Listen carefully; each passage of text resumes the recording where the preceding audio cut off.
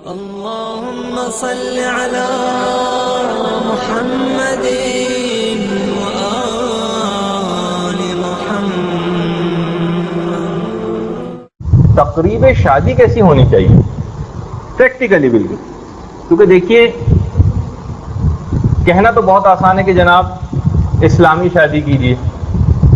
اب اسلامی شادی کرنے کے چکر میں بہت سے لوگ اتنے زیادہ افراط و تفریط کا شکار ہو جاتے ہیں، اتنے زیادہ افراط و تفریط کا شکار ہو جاتے ہیں کہ بالکل ہی یا تو افراط ایسا اس کے اندر ہوتا ہے کہ مثلا وہ پروگرام شادی کا کوئی ورائٹی پروگرام محسوس ہونے لگتا ہے، وہ تقریب نکاح نہیں معلوم ہوتی۔ اور اس کے مقابلے میں جو بہت دیندار ہوتے ہیں وہ کچھ اس انداز کی شادی ہوتی ہے کہ وہ سوئم کی مجلس معلوم دیتی ہے۔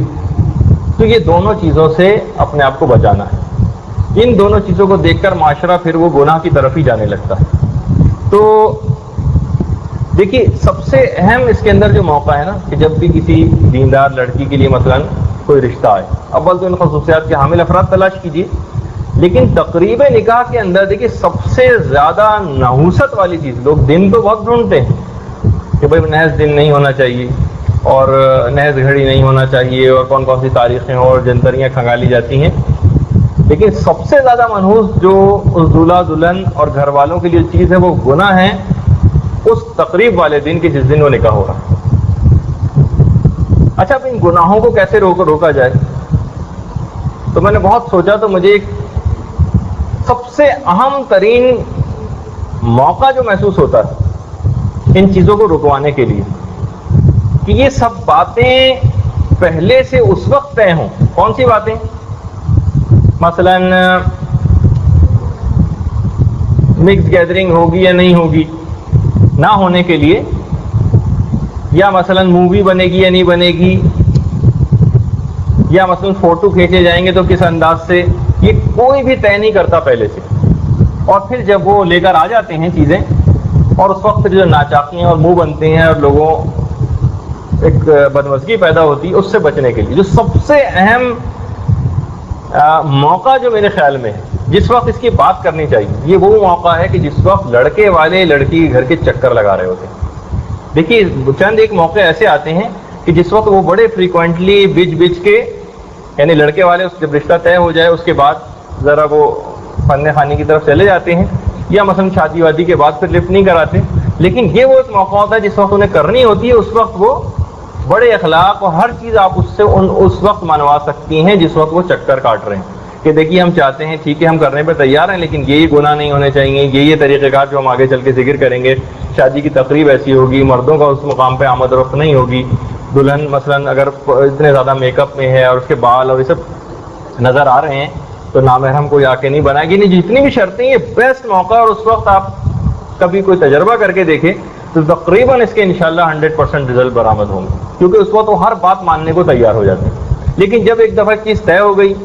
اور مٹھائی بٹ چکی ہے اور اس کے بعد جب یہ چیزیں سوچی جاتی ہیں تو اس وقت پھر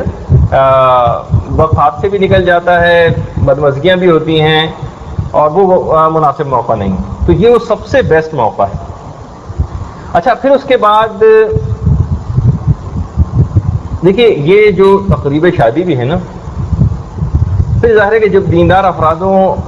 چاہے وہ لڑکی ہو یا لڑکا ان کی جب شادی ہو تو ایک امر بالمعروف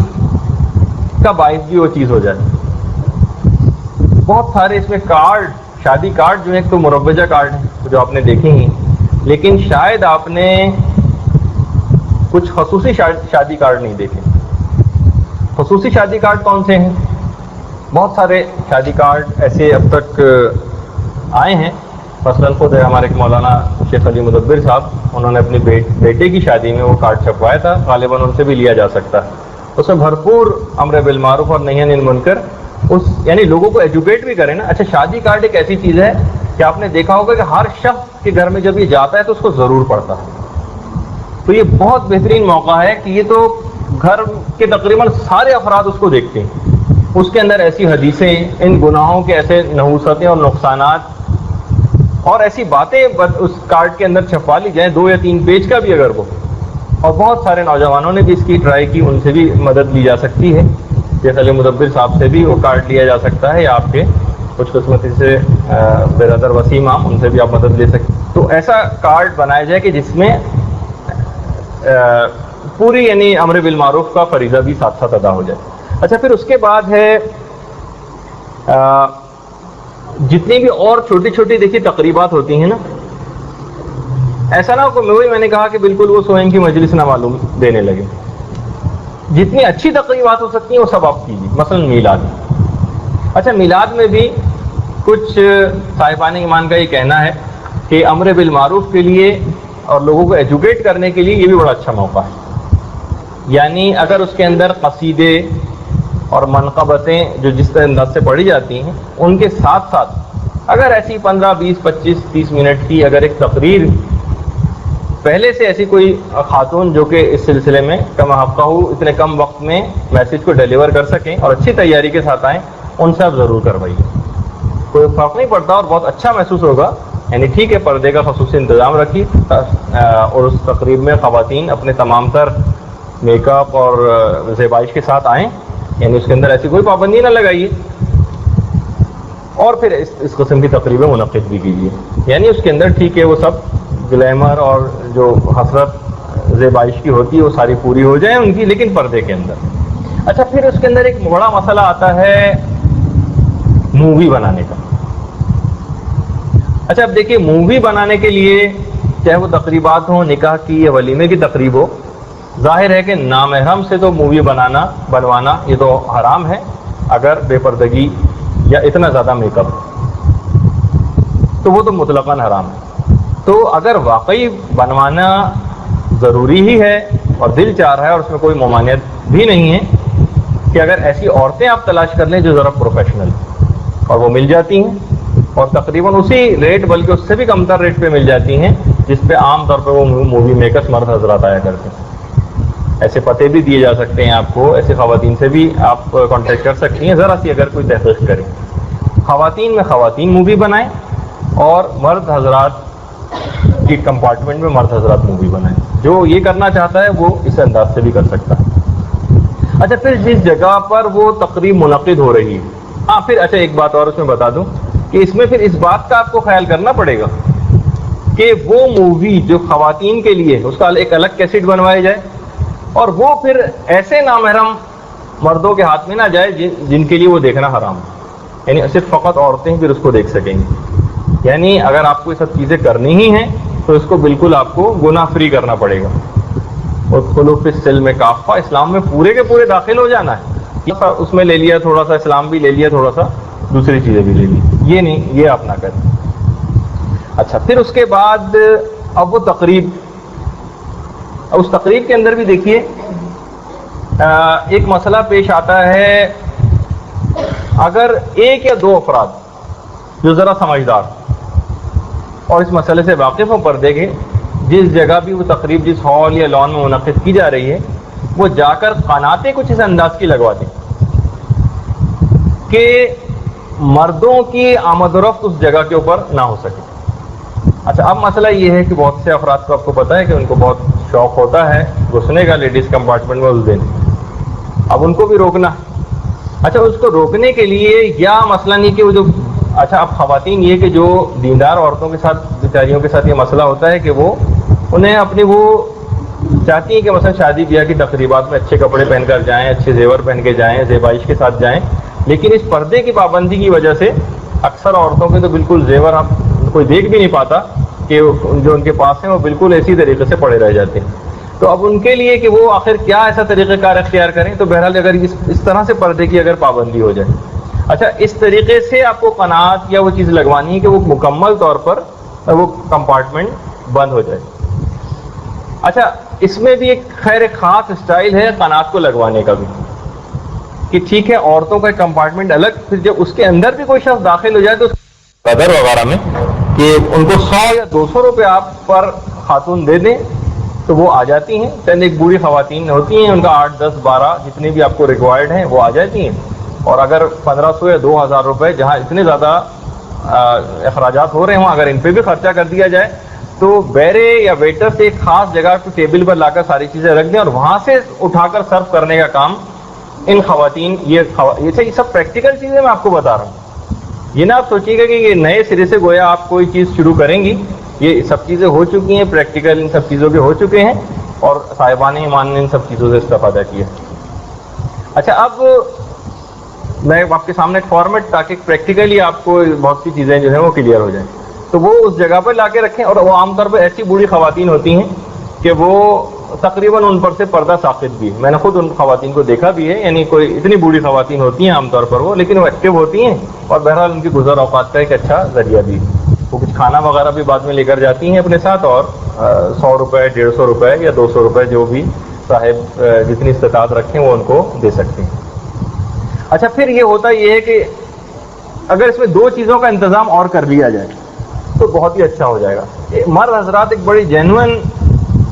ریزن کے ساتھ وہاں پر آتے ہیں کہ ہمیں جانا ہے، ہم اپنی بہن، بیٹی یا بیوی کو بلوانا، اور اس بہانے اندر گھساتے ہیں۔ اچھا، اب اس کے لیے کیا کیا جائے؟ آپ کو 2 چھوٹی بچیاں وہاں پر ایسی پہلے سے ٹرین کر دیں۔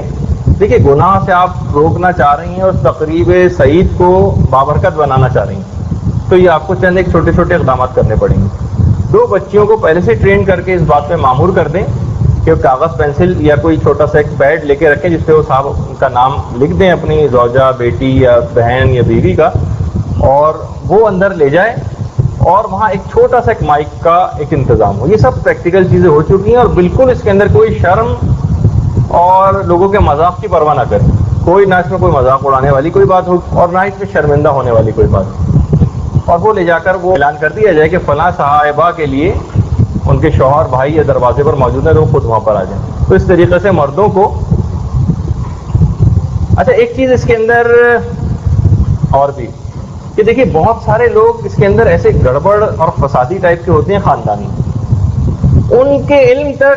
یہ سارے انتظامات جو آپ کر رہی ہیں پہلے سے ان کے علم میں لے آئیے کہ بھائی وہاں تو یہ سب چیزیں نہیں ہونے دی جائیں گی۔ اچھا، پھر اس کے بعد صدقہ اور آئمہ سے توقع، کیونکہ اس کے اندر بہت سارے لوگ چند ایک ایسے رشتہ دار بھی ہیں کہ جو ناراض بھی ہو سکتے ہیں ان اقدامات سے، تو معمولی سی ناچاقیوں کی بالکل پرواہ نہ کریں۔ دیکھیے، بہت سی ہم نے مصلحت پسندیوں کا شکار ہو کے یہ فاسق و فاجر لوگ اتنے زیادہ بعض اوقات حاوی ہو جاتے ہیں کہ وہ آپ اسلام پہ عمل کرنا چاہ رہی ہیں، اس کو معیوب کر کے آپ کو دبانا چاہتے ہیں۔ تو اس وقت جو بھی اسٹینڈ لے سکے وہاں پر، اب وہ تو پہلے ہی سے ہی جب آپ کا کارڈ ہی جائے گا اور اسی کے اندر یہ چیزیں ہوں گی، تو خود بخود آدمیوں کے کان کھڑے ہو جاتے ہیں کہ یہاں پہ کوئی گڑبڑ ہونے والی ہے اور یہ ہمیں منمانی نہیں کرنے دی جائے گی۔ تو خود ہی وہ لوگ اپنی عزت کا خیال کرتے ہوئے یا معمولی سے اگر ناراض بھی ہوتے ہیں تو ان کو ناراض ہو جانے دیجیے، بس پروردگار عالم اس دن ناراض نہ ہونے پائے۔ جی جی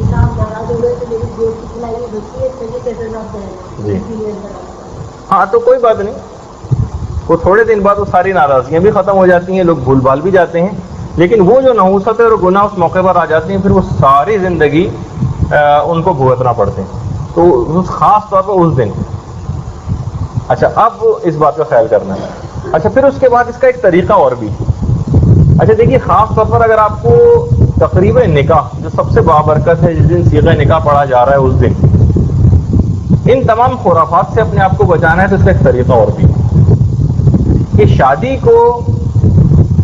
مسجد، یعنی وہ تقریب نکاح مسجد یا امام بارگاہ میں منعقد کر دی جائے۔ اور بہت اچھی مثلاً ہم نے جو انتظام دیکھا ہے ہماری محفل مردودہ جو امام بارگاہ ہے مسجد، وہاں پر مردوں کا کمپارٹمنٹ بالکل الگ ہے، اس کا رستہ بھی بالکل الگ ہے، عورتوں کا بالکل الگ ہے، اس کا رستہ بھی بالکل الگ ہے، اور کوئی بچہ بھی وہاں پر نہیں جا سکتا عورتوں کے کمپارٹمنٹ میں۔ عورتیں ہیں اور وہاں کسی کو جانے کی ہمت بھی نہیں ہوتی، تقریباً نکاح ہو جاتی ہے اپنے اپنے مقام پہ، پھر باہر جب سب لوگ روڈ پر آئیں، جس کو ملنا ہو باہر مل لے، لیکن اندر کوئی نہیں جا سکتا۔ تو بہرحال اس تقریب کو آپ اس انداز سے بھی، اگر آپ کو لگ رہا ہے کہ بہت زیادہ فسادی لوگ موجود ہیں اور بہت زیادہ گڑبڑ کا احتمال ہے، تو ٹھیک ہے، ایک اچھا طریقہ یہ بھی، اور بہرحال ابھی کسی میں اتنی ضرورت نہیں ہو تو ان جگہوں کے اوپر ایسے باقاعدہ فسق و فجور کا وہ اہتمام کرے۔ اچھا، پھر اس کے بعد علماء نے ایک چیز خاص طور پر آیت اللہ امینی نے لکھی ہے، اور وہ بڑی ریکمینڈڈ بھی ہے، وہ یہ ہے کہ دیکھیے بہت سی چیزیں ایسی ہیں جو شوہر اور بیوی کے انڈرسٹینڈنگ کے لیے، یا مثلا اگر لڑکی کی شادی کسی ایسے مرد سے ہونے جا رہی ہے کہ جو دینی اعتبار سے اتنا کامل نہیں یا ان خصوصیات پہ پورا نہیں اترتا، لیکن چلے بہرحال پھر بھی وہ شادی ہو رہی. اب کچھ ٹائم کاش ایسا مل جاتا کہ اس کی کچھ تربیت پہلے سے ہو سکے. شادی کے بعد تو کچھ ایسا، یعنی رخصتی کے بعد تو ایسا سلسلہ ہو جاتا ہے کہ پھر وہ مرد حضرات اتنا زیادہ کان نہیں دھرتے. لیکن آیت اللہ ابراہیم امینی نے کہا اگر فقط نکاح ہو جائے پہلے اور کچھ عرصہ یہ نکاح باقی رہے اور اس کے بعد رخصتی، تو یہ آپس کی انڈرسٹینڈنگ کے لیے، اور ان میں سے اگر کوئی ایک بھی کم دیندار ہے تو دوسرا اس کو ٹریننگ پرووائڈ کر سکتا ہے. مثلا نمازوں کا قضا ہونا ابتدائی دنوں میں، اور پھر اس انداز سے جو خرافات اور نحوستیں سب چیزیں یہ گناہ لے کر آتے ہیں، ان سے بھی انسان بچ جاتا ہے اگر پہلے ہی سے انڈرسٹینڈنگ وغیرہ دونوں میں ہو جائے. اگر کوئی ایک دیندار ہے اس میں دوسرا اتنا نہیں ہے تو ایک دوسرے کی تربیت بھی کر سکے، اور اس وقت دونوں ایک دوسرے کی بات سنتے بھی.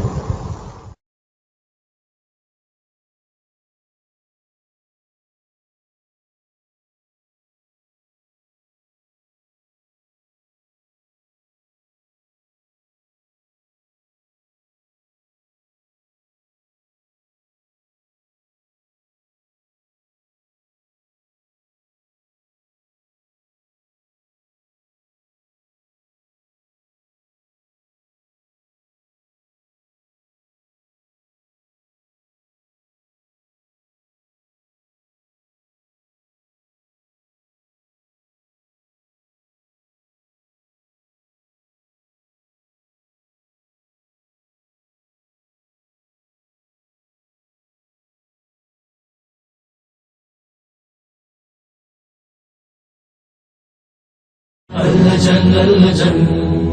اللجن اللجن يا مولا اللجن اللجن اللجن اللجن اللجن اللجن اللجن يا صاحب الزمان